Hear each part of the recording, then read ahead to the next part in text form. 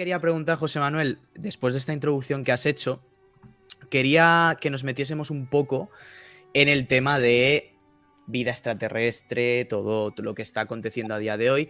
Y yo quiero hacer alusión un poco a una entrevista que le hiciste hace poco a Avi Loeb en tu canal de YouTube, que la gente puede ir a verla, que es una entrevista que a mí me pareció fascinante. Y bueno, o sea, para que la gente sepa, Avi Loeb es un astrofísico que está intentando trata de averiguar si ya nos ha visitado alguna nave o si ha habido vida extraterrestre. Y tú comentabas en esa entrevista y comentabas en algún vídeo tuyo, después de haber estudiado el Oumuamua, que hay mucha gente que no conocía Oumuamua, yo una vez mencioné Oumuamua en un directo aquí y la gente no sabía qué era y me parece súper interesante. Avi Loeb estaba estudiando los restos de un meteorito que cayó, si no recuerdo mal, en 2014, que era un objeto interestelar, que cayó en 2014 y de hecho ya han salido los datos de esa investigación que hizo y todo. No sé si nos puedes contar un poco qué descubrió en esos restos que cayeron en Nueva Guinea, creo que fue. Sí, Uh-huh. sí, claro que sí. A ver, están pasando muchas cosas relacionadas con extraterrestres, ¿no? Uh-huh. O con la posibilidad de vida extraterrestre. Uh-huh. Por un lado, como tú bien dices, hay científicos, el máximo exponente es Avi Loeb. Uh-huh. Avi Loeb no es un científico pata negra, o sea, no Mm. es uno de los,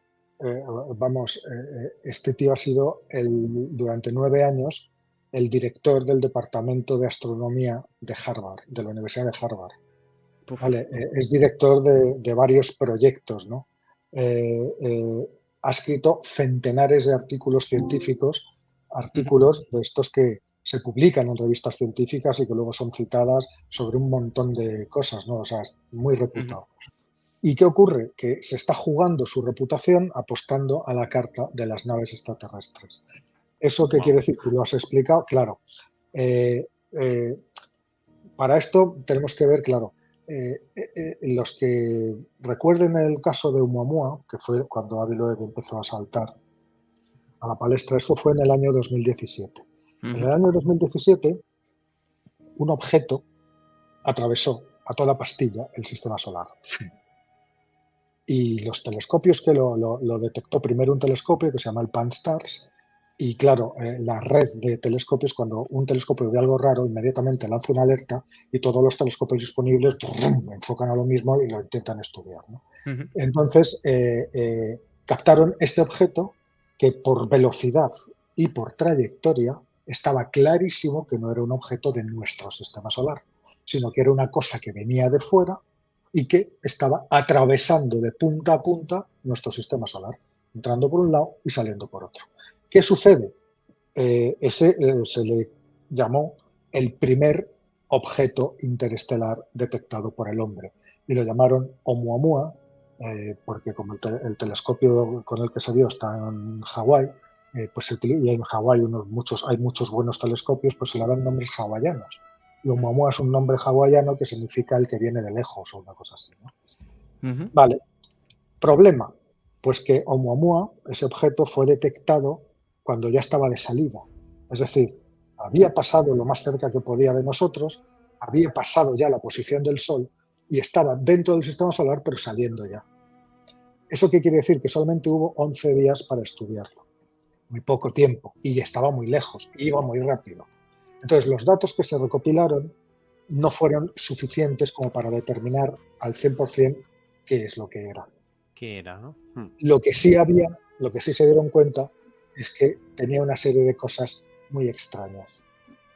Por ejemplo, eh, el brillo, o sea, el albedo, más que el brillo, el albedo. El albedo es la capacidad de reflejar la luz solar. Un metal tiene un albedo muy alto porque bueno, es un metal y se refleja casi todo, y una roca negra pues tiene un albedo muy bajo porque absorbe casi todo, no, o sea, no refleja, ¿no? Uh-huh. Bueno, pues este objeto tenía una capacidad, una reflectividad tan grande y tan enorme, muy por encima de la que puede tener cualquier roca conocida. Es decir, era casi como que estuviera hecho de metal. Punto número uno. Punto número dos. Cuando un objeto, el que sea, se acerca al Sol, pasa una cosa. El Sol tiene una gravedad muy potente, suficiente como para mantener a todos los planetas dando vueltas a su alrededor. Y cuando algo pasa cerca, lo atrae con su gravedad. Es decir, Oumuamua, en su fase de aproximarse al Sol, debería de haber acelerado. Cuando pasó por el Sol debería de haber ejercido justo el efecto contrario, es decir, lo tendría que haber frenado, porque el Sol tiraría de él y esa velocidad que llevó Oumuamua se vería frenada un poco porque el Sol estaba tirando de él. De hecho, muchos cometas ahí es donde mueren, ¿no? Porque el Sol los frena y les obliga a que den vueltas a su alrededor hasta que se destruyen ya del todo, ¿no? Claro. Pero Oumuamua se comportó exactamente al contrario. Es decir, cuando tenía que acelerar porque se estaba acercando al Sol, frenó, y cuando tenía que frenar porque se estaba alejando del Sol y el Sol se suponía que tiraba de él, aceleró. Venga. No han sido capaces nadie de determinar y eso, José Manuel, en el supuesto de un objeto habitual de los que van por el espacio, pensando en un cometa o un meteorito, eso es ilógico, totalmente ilógico, ¿no? No es ilógico. Hay varios mecanismos por los que los cometas también se les ha visto acelerar. Pero claro, los cometas están hechos, los cometas del sistema solar están hechos de una parte de roca y de otra parte de hielo. Según se acercan al Sol, ese hielo se sublima. Se sublima quiere decir que pasa del estado sólido al gaseoso sin pasar por el líquido. O sea, directamente pasa de sólido a gaseoso. Y eso genera una especie de chorros de gas que pueden hacer como de propulsores que aceleran a un cometa. Entonces, vale, busquemos esos chorros en Oumuamua. No se encontró nada, no emitía absolutamente nada. Por lo menos nada detectable a la distancia a la que estaba, porque como os digo, estaba de salida. Entonces va el señor Loeb y ¿qué es lo que dice? Dice, a ver, no sabemos lo que es, otros científicos intentan retorcer el rizo lo más posible. Está hecho de hielo de metano que está en una lámina y viene de un planeta que estaba hecho parecido a Plutón. Es decir, retuercen todo tanto que es igual de improbable eso a que sea una nave, ¿no? Y entonces va Avi Loeb y dice, yo planteo otra hipótesis. No digo yo que sea una nave, pero ¿por qué no planteamos la hipótesis de que podría serlo? Porque por lo que sabemos, lo que tenemos que hacer es cazar a más Oumuamuas y ver, porque si por ahí hay civilizaciones, y esas civilizaciones están lanzando sondas como lo hacemos nosotros, la Voyager, nosotros tenemos dos sondas, las Voyager que están saliendo del sistema solar, ya están fuera del sistema solar. Si las dejamos, dentro de 10.000 años puede ser que lleguen a algún sitio y alguien las coge y digan, mira, esto es tecnología, esto es que hay alguien por ahí, ¿no? Bueno, pues también podría ser que las tengamos, pero hasta hace muy poco no hemos tenido la tecnología suficiente como para detectar estos objetos interestelares, ¿no? Oumuamua fue el primero, pero, y ahí viene el que tú me has preguntado, Alex, es que esto lo necesitaba para que quedara todo. Claro, que un contexto para que la gente lo entendiese. No. Vale. Y un contexto fascinante, sí. Bien, pues resulta que 3 años antes del 2017, que fue cuando pasó Oumuamua, en 2014, un bólido entró a la Tierra a una velocidad que prácticamente duplicaba la de cualquier meteorito conocido. Y ese bólido se le llamó IM-1. Fijaros que os he dicho que Oumuamua pasó de largo. Sí. Este no, este entró en la atmósfera y se estrelló contra nuestro planeta. Cayó, sus trozos estaban ahí, ¿no? Entonces, era un fragmento pequeño, como de 1 metro, pero también tenía varias particularidades. Primero, esa velocidad que os digo, y segundo, ¿qué es lo que pasa normalmente con un objeto de 1 metro que entra en la atmósfera? En la atmósfera hay fricción ya con el aire, eso eleva la temperatura, fijaros las naves cuando entran, esa temperatura se eleva a más de 2000 grados y cualquier meteorito, como Dios manda, se quema, se deshace, estalla y acaba hecho arenilla. Bueno, pues este no. Este entró y no se destruyó. Y consiguió bajar hasta 17 kilómetros de altura sobre el Océano Pacífico. Y ahí fue donde hizo un doble flash, ¡fum, fum!, seguido de O sea, como dos flasazos que fueron como dos explosiones. Sí. Y claro, ahí acabó reventado en trozos. Peto. Pero esos fragmentos cayeron en una amplia área en las costas, como bien dices, de Papúa Nueva Guinea, en el océano, ¿no? Avi Loeb se fijó porque ese objeto quedó registrado en el catálogo que tiene la NASA de objetos que caen a la Tierra y pidió los datos. Él lo vio en 2019, 5 años después de la caída, nadie se había fijado en eso, él pidió los datos y no le dieron los datos. ¿Y por qué no le dieron los datos? Pues porque ese objeto había sido captado con instrumentos militares.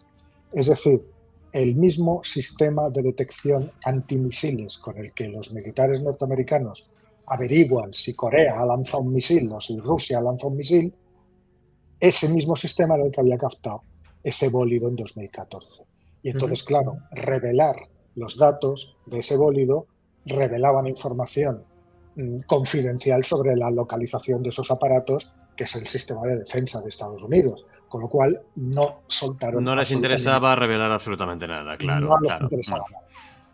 Loeb, que no se conforma, insiste, tira de influencias, tira de todo, y tenemos en el año 2022 que el comandante de las fuerzas, que era un teniente coronel, de las fuerzas aéreas, del Comando Espacial de las Fuerzas Aéreas de los Estados Unidos, emite a la NASA una carta, un comunicado, y en ese comunicado, sin revelar datos militares secretos ni nada, confirma al 99,99% que ese objeto, IM-1, era de origen interestelar. Hostias. Es decir, que sus datos de trayectoria, porque eso era lo primero que había que ver, que sus datos de trayectoria y velocidad coincidían, o sea, casaban con un objeto que no fuera originado dentro de nuestro sistema, sino fuera de nuestro sistema. Claro, ahí Loeb se emocionó.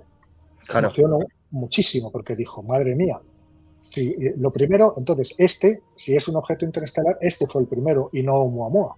Y además, de tenemos trozos en la Tierra. Y el otro se lo pasó de largo y ya está. Claro. Entonces, ¿qué hizo el bueno de Loeb? Loeb,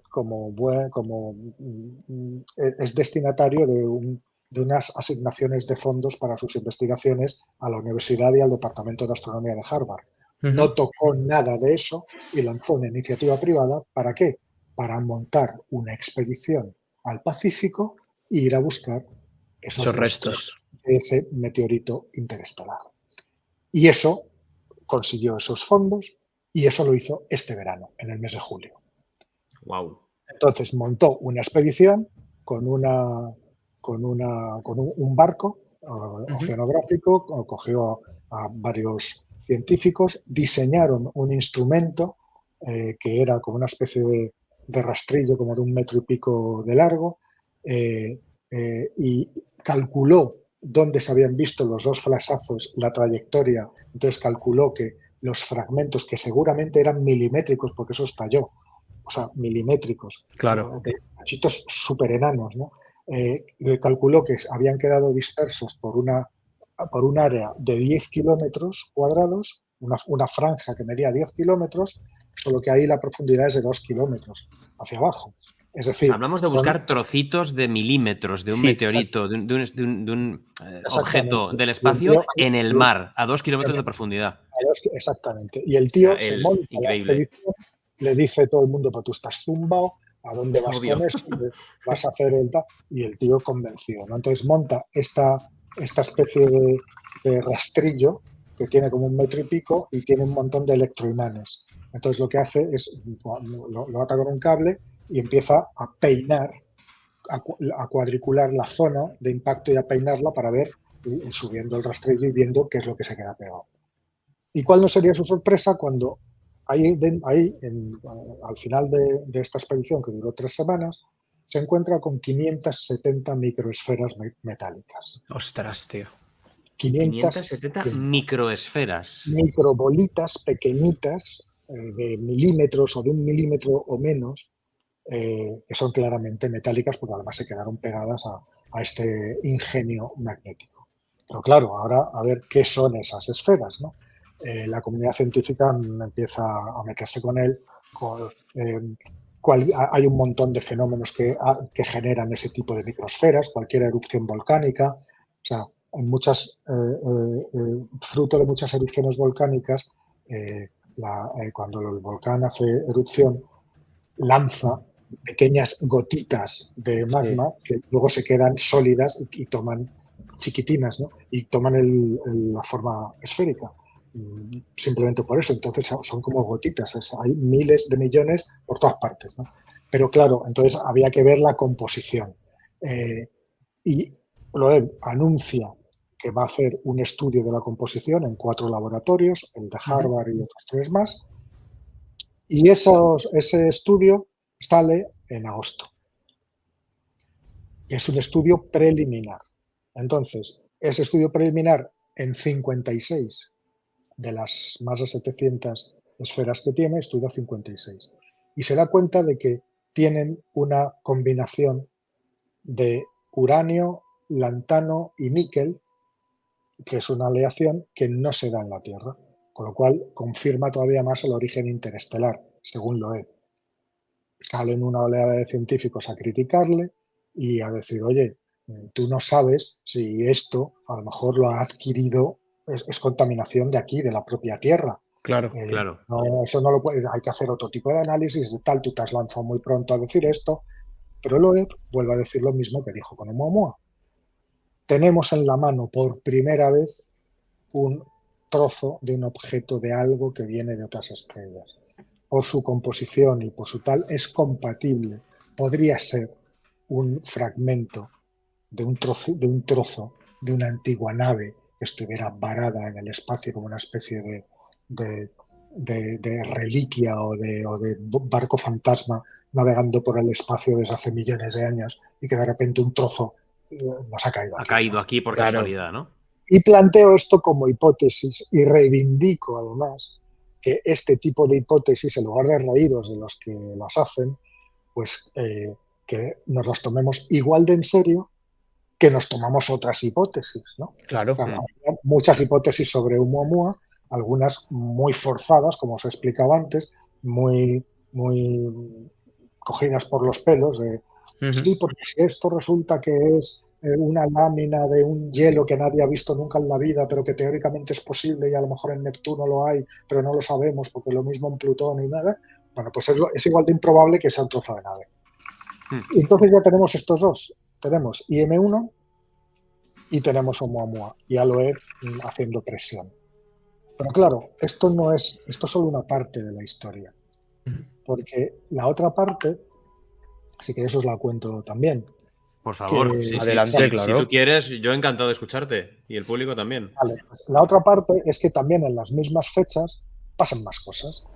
Pues hace un tiempo Estados Unidos empezó a desclasificar vídeos de pilotos militares en los que se veían cosas raras, ¿no? Cosas raras de los radares, ¿no? Sobre todo imágenes de radar, ¿no?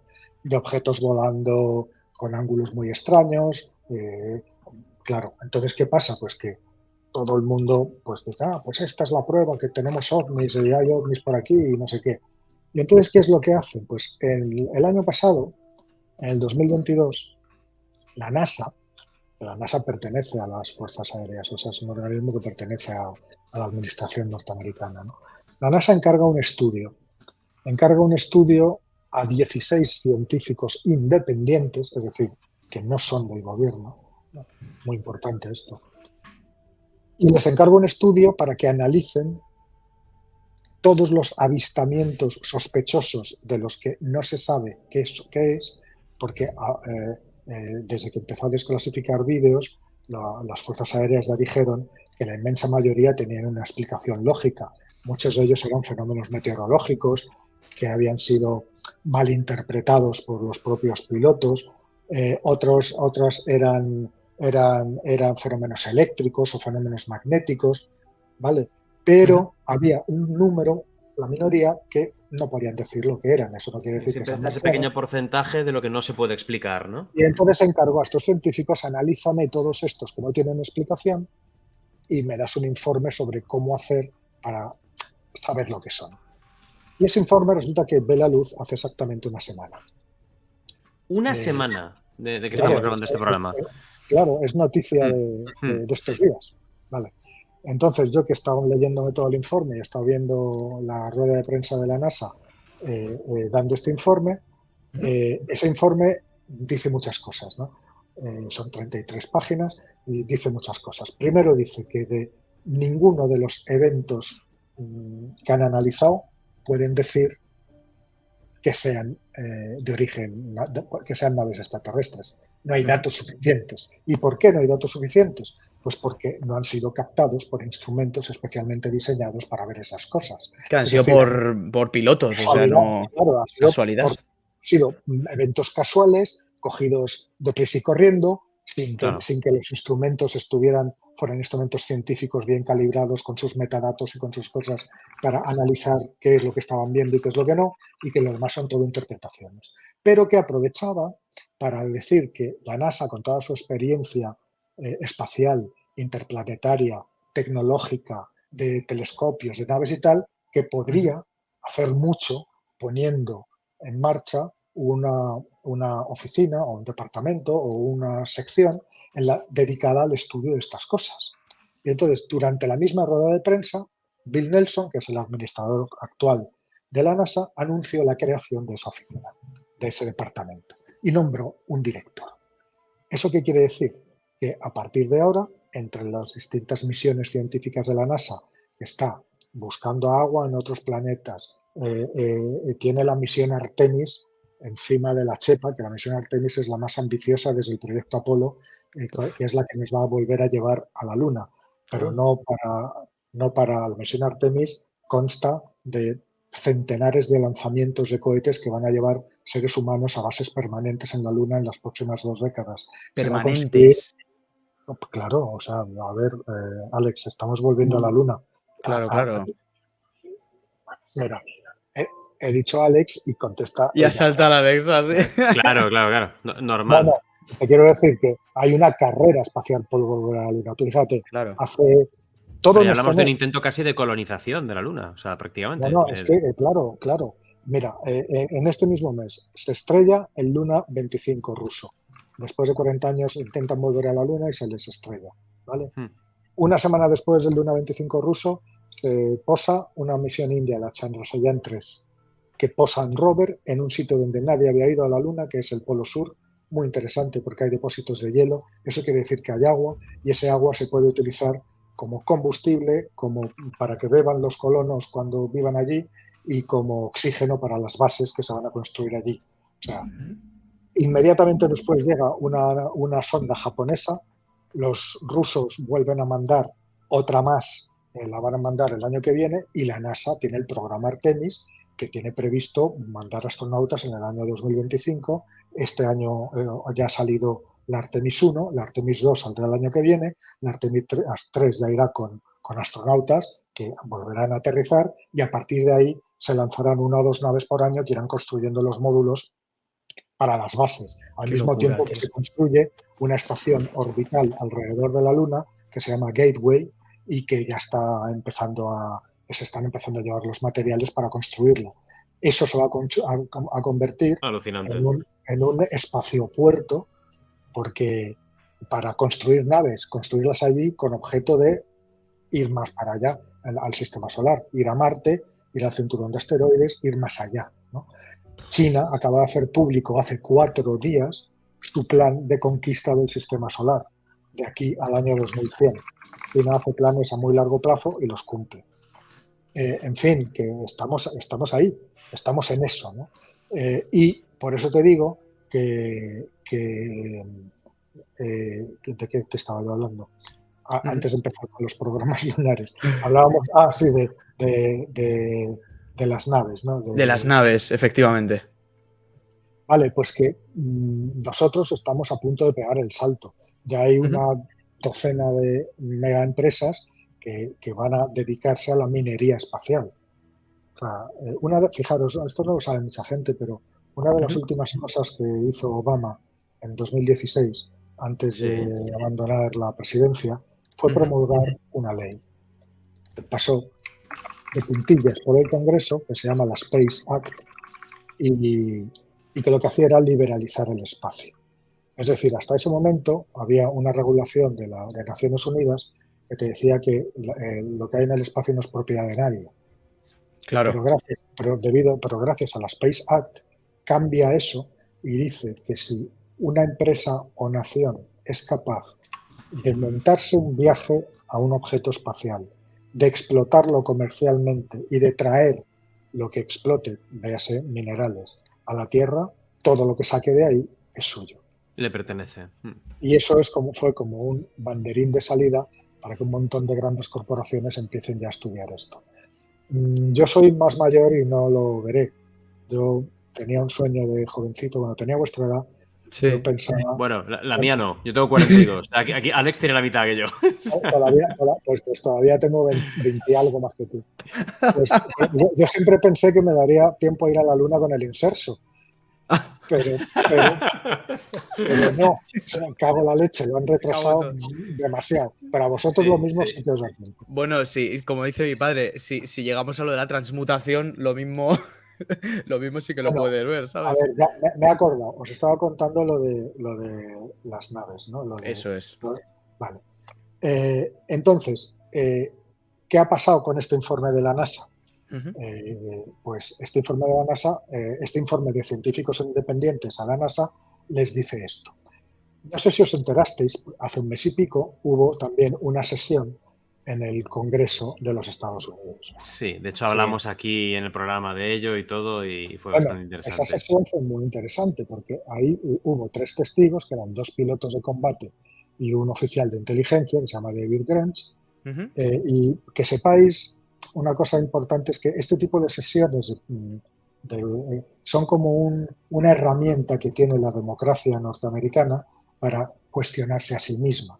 Entonces, se montan sobre los temas más variados, los temas que estén en el candelero, que quiera la opinión pública que se traten de ellos, dudas sobre la transparencia del gobierno en un montón de temas. Y entonces había una duda, después de la desclasificación de estos vídeos que os he dicho de militares y tal, había dudas muy serias de que Estados Unidos, el gobierno de Estados Unidos, estuviera ocultando información sobre los ovnis, ¿no? Entonces, ¿qué hace el gobierno ahí? Pues primero le cambia el nombre, ya no se llaman UFOs, ya no son objetos voladores no identificados que se traducía como ovni, ahora se llaman fenómenos anómalos no identificados. UPOs, ¿no? Y en español, UAPs. UAPs, eso. UAPs. Y en Europa o en españoles ya no decimos ovni, ahora hay que decir FANI, que son fenómenos anómalos no identificados.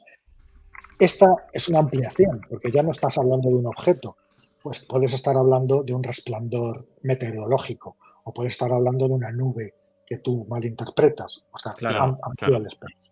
Pero la cuestión es que se hace una de estas sesiones en el Congreso. Estas sesiones están promovidas por diputados y senadores de los Estados Unidos. Llaman a los testigos que creen más oportunos para aclarar lo que hay que aclarar en ese control parlamentario. Están obligados los testigos a comparecer, están bajo juramento, eso es muy serio en Estados Unidos, las penas son años de cárcel si mientes bajo juramento. Y entonces, ¿a quién llaman? Pues llaman a 2 de los pilotos autores de estos vídeos desclasificados por los pilotos militares. Claro, un piloto militar es un tío que de entrada es ingeniero aeronáutico, que sabe un huevo de matemáticas, de mecánica celeste, que sabe un huevo, o sea, no es el típico granjero de Oklahoma que dice que ha visto una luz y que claro. Su suegra, ¿vale? Está un poquito más cualificado, ¿no? Sí. Entonces llaman a estos pilotos y llaman a un oficial de inteligencia específicamente encargado durante los últimos 4 años de buscar en los recovecos de la administración norteamericana departamentos que pudieran estarse dedicando a estudiar ovnis en secreto, con financiaciones en cajas B, con financiaciones fantasmas, etc. Y los congresistas y senadores preguntan directamente a estos testigos. Y estos testigos contestan. El más espectacular, los pilotos dijeron pues lo que ya habían dicho muchas veces, que lo que habían visto eran objetos que no respondían a la aerodinámica ni a la mecánica de vuelo de ninguna nave terrestre que ellos conocieran su existencia. Describieron, de hecho, una forma, ¿no? Que dijeron que era como un cubo No, más que nada las maniobras, que eran Las capaces maniobras, sí. de ir a Mach 3, pararse en seco Pararse, y en ángulo recto viajar hacia otro lado y hacia otro. O sea, un tipo de maniobras que aquí son imposibles, ¿no? Claro. Eso dijeron. Pero el oficial de inteligencia le preguntaron, ¿cree usted que efectivamente el gobierno de los Estados Unidos tiene algún programa secreto de estudio de naves extraterrestres? Y dijo el tío que en base a las entrevistas que había hecho, 4 años de entrevistas, 40 funcionarios directamente implicados en este tipo de actividades, según él, no le cabía duda de que sí. Le preguntaron si Estados Unidos estaba haciendo ingeniería inversa y dijo que por lo menos desde hace 40 años le constaba por estas entrevistas que tenían naves o fragmentos de naves y que estaban practicando ingeniería inversa para sacar de qué estaban hechas, cómo volaban. Información, descifrar su tecnología, etcétera. Cuando le preguntaron si también había pilotos a bordo extraterrestres, dijo que él no podía contestar a eso, pero utilizó una expresión. Dijo que en algunas de esas naves se habían encontrado restos biológicos no humanos. Correcto, esa es la frase que ha dado la vuelta al mundo. La frase mítica.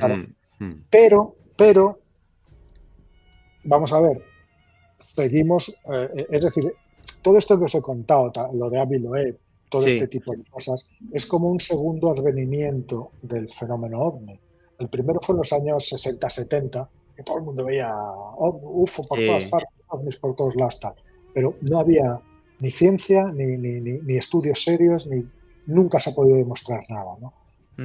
Y cuando os dije al principio del programa que a mí esto me parecía positivo, es la primera vez que se va a estudiar seriamente, desde el punto de vista científico, se va a estudiar este fenómeno. Que hay algo, se sabrá. Que no hay nada, se sabrá también. Es la primera vez que, por lo menos, un gobierno potente, porque esto debe de estar pasando exactamente igual en China, en Rusia, en algunos otros países, y no sabemos nada. Por lo menos Estados Unidos tiene estos mecanismos de control y a través de estos se están empezando a saber cosas. Pero hasta ahora seguimos sin saber nada, porque seguimos teniendo, lo único que tenemos son testimonios. Es decir, gente que ha visto. Bueno, se acabó la hora de los testimonios, ahora necesitamos pruebas ya. O sea, efectivamente. Entonces, el siguiente paso, una de las preguntas que le hicieron a David Gruntz fue, ¿usted estaría dispuesto a proporcionar a esta cámara los contactos de las personas que estuvieron implicadas directamente en este tipo de actividades? Y el tío dijo que sí. Entonces aquí pueden pasar dos cosas. Que el gobierno Pérez Rojazo dijo, hasta aquí hemos llegado, se acabó la transparencia, todo esto es un secreto y ya se acabó todo. Con lo cual estarían dando bastante a entender también. Bueno, pero seguiríamos con la duda, ¿no? Claro. O que alguno de estos supuestos protagonistas de todas estas actividades vayan a una siguiente sesión como la que hemos visto hace unas semanas, pero esta vez no solamente con palabras, sino con pruebas. Con informes, con pruebas. Para decir que había pruebas, hicieron un simulacro o una especie de imitación de esto hace poco en el Parlamento de México. Y se sacaron de la manga 3 muñecos. Eso es lo que íbamos a hablar. Viene perfecto con enlaces. Sí, ese es el tercer gran bloque, sí. Os pido, bueno, pues sí, tanto como bloque, yo os pido que... No como bloque, sino como tema. Como tema. Vamos muy bien hasta ahora, pero no ofendamos la inteligencia de la mía ni la de los que se están viendo con esa payasada, porque es una payasada. Está absolutamente demostrado que no es verdad. No, que no es verdad.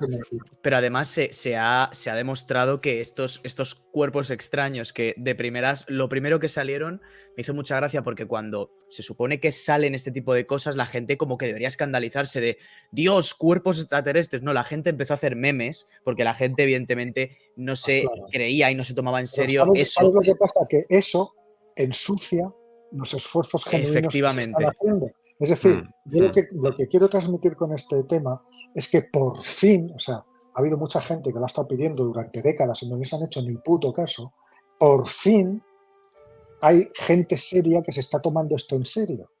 Entonces, no estropeemos otra vez todo el tinglao mezclando estas chorradas que no van a Convirtiéndolo en charlatanería, ¿no? Otra vez. Porque todo esto que os he contado, o sea, en ningún momento os he dicho que hay extraterrestres ni que los tenemos aquí. Claro. Os digo que por primera vez se van a estudiar desde un punto de vista científico, que es la única manera de estudiar una cosa para saber fehacientemente si es o no es. Nunca se había hecho y ahora se va a hacer. Y eso es lo suficientemente positivo como para que le demos una oportunidad al tema, que yo nunca se la he dado, porque yo he sido bastante escéptico y si queréis os puedo hasta explicar por qué.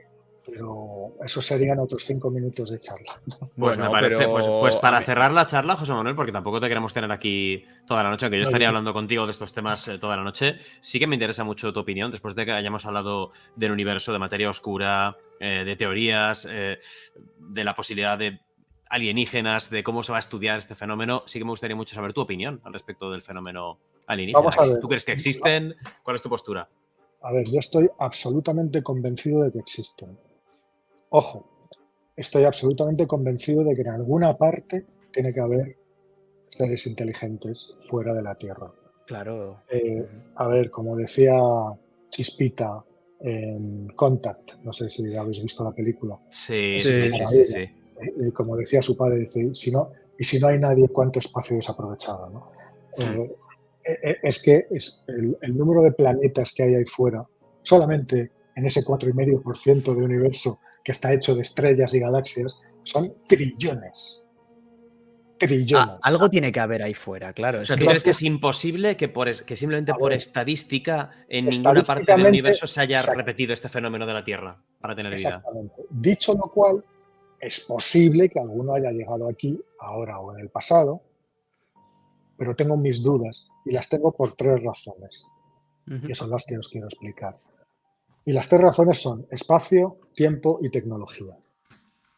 Espacio. No hay ninguna manera, que nosotros sepamos, aunque sí hay ideas, para viajar más deprisa que la luz en el universo. La luz viaja a 300.000 kilómetros por segundo, que está bien, pero eso quiere decir que el Sol, por ejemplo, que está a 150 millones de años luz, a 150 millones de kilómetros de distancia de la Tierra, pues su luz tarda exactamente 8 minutos en llegar a la Tierra. Es decir, si el Sol estallara ahora, tardaríamos 8 minutos en darnos cuenta, porque la última luz que emitiera antes de morir tardaría 8 minutos en llegar a la Tierra y todavía le veríamos vivo. Si en lugar del Sol, que está a 8 minutos, nos vamos a la primera estrella más cercana que hay, que resulta que es Alfa Centauri, está a 4,2 años luz. Eso quiere decir que si Alfa Centauri hoy se apaga, tardaríamos 4,2 años en darnos cuenta, porque su luz, la última luz que salió de allí, tardaría 4,2 años en llegar hasta nosotros. Imaginaros que hay un ser inteligente, o muchos seres inteligentes, en Alfa Centauri, que no existe una estrella más cercana, es la más cercana al Sol, la primera estrella, la vecinita de al lado. Es que yo creo que las personas no nos imaginamos realmente las distancias que hay en el espacio. O sea, esta clase de cosas te lo hacen ver clarísimamente. Imaginaros que ahí hay alguien como nosotros y captamos una señal de radio. Hombre, y le decimos hola. Nuestro hola tarda 4,2 años en llegar hasta allí. Alguien lo escucha y nos dicen, hombre, ¿qué tal? El qué tal, otros 4,2 de vuelta. Eso quiere decir que tenemos que estar 8 años al micrófono para decir hola y el otro te dice hola, ¿qué tal? 8 años. Difícil mantener una conversación así. Pero es que os digo que es la primera estrella. Y solamente nuestra galaxia, la Vía Láctea, en la cual hay 400.000 millones de estrellas, tiene 100.000 años luz. Es decir, si en lugar de en Alfa Centauri, que la tenemos aquí al lado, nos cogemos una estrellita a mediana distancia, no sé, a 10.000 años luz, que sigue siendo cerca, comparado con 100.000, pues hola, 10.000 años, ¿qué tal? 10.000 años. Tendríamos que estar 20.000 años al micrófono para recibir la respuesta de nuestro saludo. Pero es que hay billones de galaxias. La galaxia más cercana a la nuestra, que es la Vía Láctea, es Andrómeda. y está a 2,5 millones de años luz de distancia. Hola, 2,5 millones de años, ¿qué tal? 2,5 millones de años de vuelta. Claro. Es decir, el espacio es un gran condicionante. Con nuestra tecnología, solamente para ir a Alpha Centauri, esa que está aquí al lado, a 4,2 años luz, tardaríamos 27.000 años. 27.000 años de viaje. Viajando con nuestra tecnología actual lo más rápido que podemos. ¿Vale? Con lo cual, me parece muy complicado que otras civilizaciones, me diréis, ¿puede haber otras tecnologías? Vale. Mirar en internet una cosa que se llama el motor de Alcubierre. Alcubierre es un físico mexicano y hizo una teoría estupenda que es un motor capaz de ir más rápido que la luz. ¿Y cómo lo hacía? Wow. Bueno, pues vosotros habéis visto Star Trek. Sí. Sí. ¿Qué tienen? Tienen una cosa que se llama motor de curvatura. Y Horizonte Final, por ejemplo, también. Esta película que también pliega el espacio-tiempo. Claro. Sí. Bueno, pues exactamente eso. Entonces, la física, ¿qué nos dice? Imaginaos que el espacio es una hoja de papel. Si tú pintas 2 puntos y tienes que ir del punto A al punto B y trazas una línea a través del papel, no puedes ir a más de 300.000 kilómetros por segundo porque hay una imposibilidad física. Si queréis saber cuál es esa imposibilidad, sabéis que a medida que se acelera un cuerpo, un cohete o un coche, pues cada vez pesa más, cada vez tiene más masa, ¿vale? No es lo mismo que te atropelle un coche a 5 kilómetros por hora que a 150 por hora. Claro. ¿Vale? Tiene a 5 por hora no le pasa nada y a 150 por hora tiene una masa tal que queda hecho un acordeón, ¿vale? Bueno, pues a medida que te acercas a la velocidad de la luz, esa masa empieza a crecer de una manera brutal. Y cuando llegas a 300.000, tiende a infinito. Y cuando llegas a 300.001, necesitas una masa infinita para acelerar 1 kilómetro más. Por eso no puedes. Es decir, si tú vas del punto A al punto B trazando una línea en ese papel, no puedes ir a más, con lo cual está demostrado que no llegas a ninguna parte. Pero si tú coges el papel y lo doblas y haces que el punto A se toque con el punto B, lo pliegas, ya estás y ahí. Se tocan, ya estás ahí, no has violado ninguna ley de la física y has encontrado otra forma de hacerlo. ¿Se puede hacer esto? Alcubierre encontró una forma teórica de hacerlo. Hacen falta unas tecnologías que todavía no tenemos, pero que no es descartable que en el futuro tengamos. Es posible que alguna civilización haya accedido a estas tecnologías. No te digo yo que no, pero bastante raro es. ¿Por qué? Porque luego hay otra cosa que es ¿en cuántos planetas puede haberse desarrollado vida inteligente? Primero, no en todos los planetas hay vida. Nosotros empezamos a conocer planetas fuera del sistema solar en el año 96, que se descubrió el primero, y ahora que estamos en 2023 llevamos ya 5.500. Hostia. Conocemos 5.500 exoplanetas y el número sigue creciendo día a día. De esos 5.500 planetas, solamente hay uno, el nuestro, habitado. Hay algunos candidatos que podría ser que tuvieran alguna forma de vida primitiva, pero todavía no lo saben. Eso quiere decir que la vida sí está en un porcentaje pequeño de esos planetas. ¿Y qué es lo que necesita la vida? Necesita tiempo, que es mi segunda premisa. La primera, espacio, la segunda, tiempo. La vida en la Tierra es muy antigua. La Tierra tiene unos 4.500 millones de años y las primeras formas de vida surgieron casi enseguida, hace unos 4.100, 4.150 millones de años. Eran formas de vida unicelulares, bacterias, unicélulas. Sí. Pero es que desde el momento en que surgió, lo digo porque los fósiles de células más antiguos que tenemos tienen 4.780 millones de años. O sea, y eran ya células bastante complejas, lo cual hace pensar a los científicos que tenían antepasados. Con lo cual, estamos en los 4.100, 4.100 y pico millones de años como origen o primera vida en la Tierra, ¿no? Y ha pasado tiempo. Bueno, y eran células, ¿no? Eran bacterias. Durante 3.000 millones de años, desde ese primer momento, Ujú. lo único que hubo en la Tierra fueron bacterias.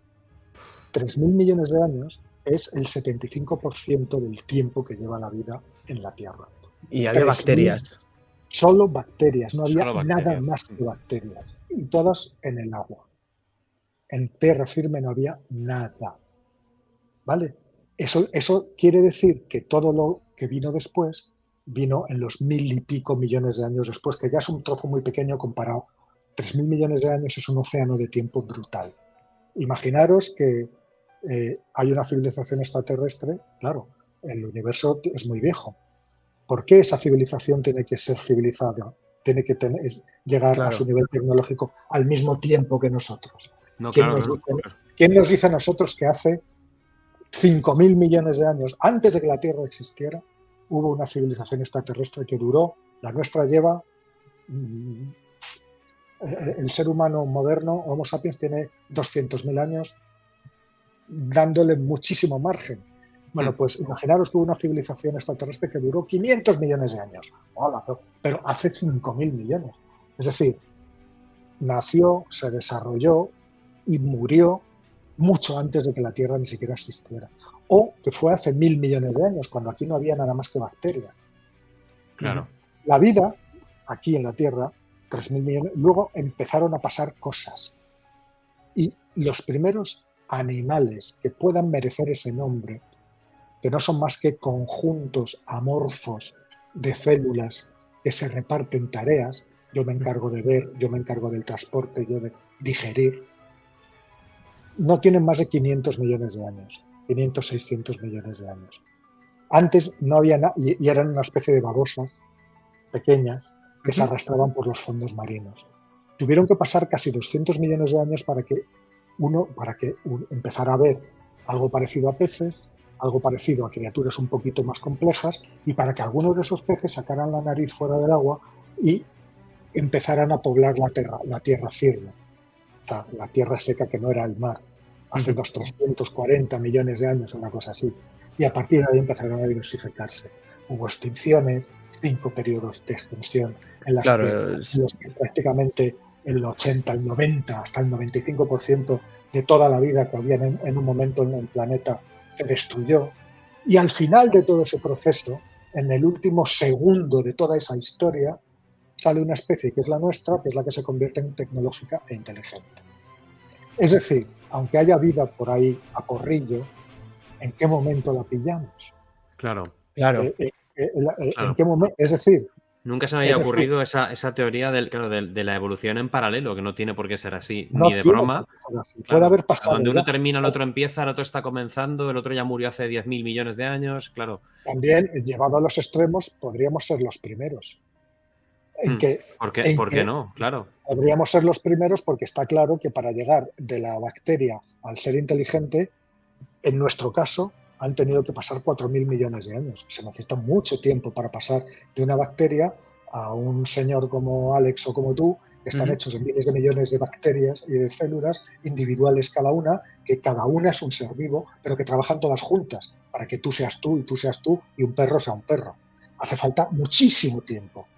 O sea, ¿en qué punto? O sea, eso es una barrera, sobre todo cuando la vida no es tan común, por lo que nosotros hemos visto. Tenemos 5.500 planetas y solo uno con vida. ¿En qué proporción? ¿Uno de cada cuántos? Aunque sea uno de cada millón, siempre serían muchos millones de planetas con vida. Pero ¿en qué momento está cada uno? Junta esto con lo del tiempo, junta esto con lo del espacio que te he dicho antes y verás que tienes una barrera muy importante. Y la tercera barrera es la de la tecnología. O sea, nosotros utilizamos una serie de tecnologías. ¿Por qué motivo tenemos que pensar que otros, si es que existen, usan las mismas tecnologías que nosotros? Es decir, alguien puede haber desarrollado este plegamiento del espacio y moverse como Pedro por su casa, por las galaxias y por los tiempos. ¿Por qué no? Pero de ahí a pensar que están allí, que nos están vigilando y que encima son tan idiotas que se les estrellan las naves y van los americanos y las recogen, si están tan avanzados que vienen aquí a estrellarse para que los americanos los recojan, vamos a ser un poquito... Claro. O coherentes también. Yo estoy convencido de que sí, pero que el universo es demasiado grande demasiado enorme en tamaño, en tiempo. Y nosotros tenemos una forma de hacer las cosas. Ni siquiera sabemos cuántos tipos de vida puede haber, porque nuestra forma de vida, sabéis que todos los seres vivos que hay en la Tierra proceden de un único tipo de ser vivo, que es una bacteria que fue la primera que estrenó la característica de la vida hace 4.100 millones de años. Y tiene un nombre, lo han llamado Luca. Luca. Como el de la canción, Luca, su nombre es Luca, ¿no? Que es Last Ultimate Common Ancestor, el último antepasado común. Esa criatura estrenó la característica de estar vivo. ¿En qué se basa esa característica? En ser capaz de utilizar determinadas sustancias químicas para montar un libro de instrucciones capaz de codificar la información de un ser vivo y transmitirlo a la descendencia. Eso se llama ADN. Es decir, el ADN es universal. De esa manera, todos los seres vivos de la Tierra, desde las plantas a las moscas, a los elefantes, a las personas, tienen eso en común. Y lo que hay dentro del ADN, que son genes, ¿vale? Y los genes están enlazados unos con otros y codifican proteínas, que son las que hacen que seamos altos, bajos, que tengamos los ojos azules o verdes, o que tengamos 5 dedos, o 4, o 3, o que seamos cuadrúpedos. Todos son proteínas y genes. Un porcentaje gigantesco es común. ¿Sabéis el ADN de una mosca y el de una persona, qué porcentaje es idéntico? Una gran parte, ¿no? El 80%. Ostras. El 80%. ¿Por qué? En el 20% restante están las diferencias que hay entre una mosca y Alex, que no son muchas, pero alguna hay. ¿No? Todavía alguna tienes. Pero, Alguna tengo de mosca. Y a medida que tú vas avanzando, es decir, un mamífero, que es más complejo que una mosca, tenemos casi pues, el 85, el 90%. Y dentro de esos mamíferos, si te vas a un primate y te vas a uno de los grandes simios, que son humanoides, que son los orangutanes, los gorilas, los chimpancés y nosotros, y los bonobos. 5 especies, el 99% del ADN es exactamente el mismo. La diferencia entre un gorila y un ser humano es un 1% de ADN. Un 1%. Exclusivamente. ¿Eso qué quiere decir? Pues que la inmensa mayor parte de ese ADN lo estamos utilizando para una cosa que para nosotros es muy común, pero que es estar vivo. O sea, estar vivo necesita de un montón de información y la misma información de la mosca, del abejorro, de la serpiente, de la jirafa o del ser humano. Por eso tenemos tanto ADN común, porque la utilizamos para estar vivo. Si lo pensáis, estamos hechos de átomos, de hidrógeno, de calcio, de carbono, de tal, pero estamos vivos. Claro. Vivos. ¿Qué diferencia hay entre un conjunto? Si tú coges todos los materiales, los minerales de los que está hecho un ser humano y los colocas encima de una mesa, pues tendrás unos montoncitos de calcio, de carbono, de hidrógeno, de oxígeno, de hierro, Vale, pues ahora mezcla todo eso y hace un ser humano. ¿No te sale? No, es imposible. No, que te va a salir. Vale, Claro. bueno, pues es que ¿dónde está la diferencia entre ese montón de química inorgánica y una que está viva? Tenemos criaturas aquí en la Tierra que están en la frontera. O sea, están medio vivos y medio no. No hay ningún científico que sepa decirte si un virus está vivo o no. O sea, un virus es una criatura que no sabemos decir. Hace cosas de vida, pero no. También hay otros mecanismos de replicarse que no se basan en el ADN, como por ejemplo la cristalización, los copos de nieve, que son cristales perfectos. Un cristal creciendo no lo hace con ADN. O sea, ¿quién nos dice a nosotros que si hay alguna forma de vida por ahí fuera, esté, 1, basada en el carbono y 2, basada en un sistema de información universal que es el ADN? ¿Por qué no puede estar basada en el silicio o basada en el ácido sulfúrico, que tiene muchas posibilidades, por cierto? ¿Por qué no tiene que tener una química totalmente distinta a la nuestra? ¿Por qué no alguna de nuestras naves por ahí que están programadas para buscar la vida solo la que nosotros conocemos, podría haberse ya topado con una forma de vida completamente extraña y no darse cuenta porque sus instrumentos no están calibrados para darse cuenta de eso. Claro, o sea, es lo típico de que no puedes recibir las respuestas que buscas si no sabes hacer la pregunta adecuada. En este caso, tal vez no sabemos localizarlo. Me recuerda un chiste que había en una noche muy oscura, volvía Pepito a su casa completamente borracho, ¿no? Ajá. Y lo que hacía es que estaba todo oscuro y lo que hacía el tío era dar vueltas alrededor de una farola, ¿no? Y se le acerca un tío y le dice: oye, ¿qué haces dando vueltas a la farola? Y dice: es que he perdido las llaves y como no encuentro las llaves, pues no voy a mi casa. Y dice: ¿solamente las buscas aquí? O sea, no pueden estar en cualquier otro lado. Dice: sí, pero aquí es el único sitio donde hay luz. Pues nosotros, exactamente igual. Nosotros somos ese señor. Somos Pepito. Somos Pepito, el borracho intergaláctico. Sí. Efectivamente. A ver los hilos, seguramente. Sí. Pero de ahí a que los tengamos aquí por casa. Claro, efectivamente. Pues yo, José Manuel, te quiero hacer una breve pregunta, que de hecho me la ha hecho mi padre, o sea, no es mía, me la ha hecho mi padre, me ha dicho: hazle esta pregunta a José Manuel antes de espero que no sea lo que me estoy imaginando. Es que creo que sí que es lo que tú te estás imaginando, pero yo te lo voy a hacer y tú contestas en la brevedad de lo que quieras. Yo no me imagino nada, pero voy a sentarme a escuchar. Es que esto lo han hablado entre los dos ya y José Manuel tiene una postura. En fin, me dice: pregúntale a José Manuel, de mi parte, si está de acuerdo o no con la hipótesis de los antiguos astronautas, también conocida como hipótesis de paleocontacto. Los defensores de esta hipótesis, los Anunnakis, me dice: los defensores de esta hipótesis sostienen que los seres humanos somos descendientes o creaciones de seres extraterrestres y que estos seres de otros mundos son los responsables de las grandes construcciones megalíticas de la antigüedad que hay en la Tierra. Yo sé qué opinión tiene. Pirámides y todo esto, ¿no? Claro, es bueno. Ahí la habéis hablado entre los dos. Oye, yo solamente necesito una cosa, alguna prueba de que eso es así. Nada más. Solamente necesito. Entonces ya me creo todo. Me creo cualquier cosa. Hasta los Anunnakis de tu padre. Él lo hace solo para meterse conmigo, ¿sabes? Lo hace por eso, yo lo sé que lo hace por eso. Pero, a ver, no es necesario. O sea, no es necesario todo eso, ¿no? Hay algunas teorías muy bonitas que dicen que estamos dentro de un programa, que vivimos dentro de una simulación, o que el universo es un holograma.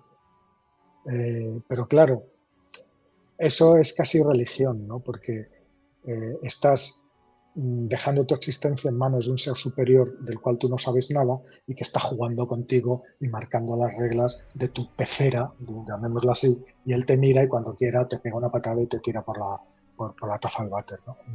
No. Sí, como los ingenieros de Prometheus, ¿sabes? Fijaros en una cosa. Solamente esta noche, charlando con vosotros, hemos arañado algunas de las cosas que el ser humano es capaz de hacer. Y fijaros desde dónde lo hace. Desde un rinconcito absolutamente perdido en la parte externa de una galaxia, que no es más que un punto entre billones de galaxias y que es absolutamente invisible. No la Tierra, sino la galaxia entera en la que vivimos. Y desde aquí, solamente utilizando nuestro cerebro y nuestra imaginación y buscando pruebas de cada paso que damos, hemos sido capaces de hacernos una idea de una cosa infinitamente más grande que nosotros. Y con todos los fallos, las limitaciones que tenemos, poco a poco nos vamos acercando a más conocimiento. Algo tenemos que tener, ¿no? Digo yo. Yo creo que sí. Pues con esa reflexión final, José Manuel, aunque ya te digo que nos tiraríamos horas hablando contigo de estos temas, te vamos a despedir, vamos a dejar que bebas agua. Estoy preocupado porque lo ha dicho está en el chat. Dice: lleva 2 horas sin beber agua este hombre y eso... Por favor, juégate un poco la garganta. Oye, ha sido de verdad... 2 horas llevamos. 2 horas, a mí parece se me han pasado, te lo prometo, como si fueran 5 minutos de charla tomando un café. Ha sido fascinante y como tú dices, solo hemos arañado algunos temas. Te lo agradezco de verdad, de todo corazón. Ha sido un disfrute hablar contigo de estos temas y bueno, estás invitadísimo para otra futura ocasión. Siempre que quieras aquí volver con esto, estarás, bueno, esta es tu casa. Cuando quieras, Javi, cuando quieras. Y Alex, tío, un abrazo como siempre, hermano. Ha sido increíble tenerte aquí e increíble que gracias a ti haya podido realizarse este programa. Eres muy grande. Ha sido maravilloso, ¿eh? Yo me lo he pasado fenomenal. Un beso, Alex, y encantado de conocerte, Javi. Y he estado muy cómodo y muchísimas gracias por invitarme. Pues lo principal es que hayas estado cómodo. Además tenías muchos de tus seguidores, de tu grupo, los tienes por aquí en el chat apoyando y animando a tope, así que ha estado genial. Gracias a todos los que habéis estado viendo el programa. Os mandamos un fuerte abrazo y nos vemos en la siguiente botella del misterio y en lo que surja por aquí. Gracias. Buenas noches. Hasta luego. Adiós.